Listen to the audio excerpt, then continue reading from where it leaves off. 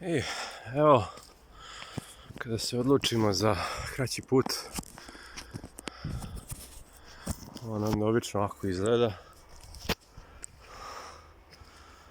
Neka prečica za haj nehaj i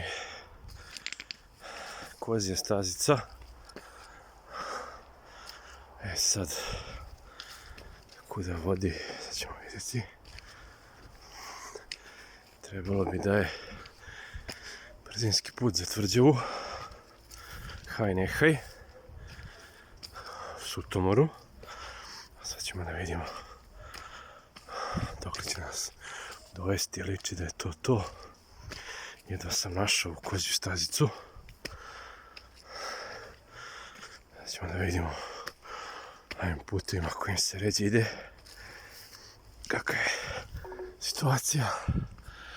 Evo, ja mislim da je gore Tvrđava, pa ćemo se sad popeti kroz ovo šiblje, šumu. Valjda nema nekih zmija. Ajde da vidimo. Juče je pljuštala kiša, tako da ima blata.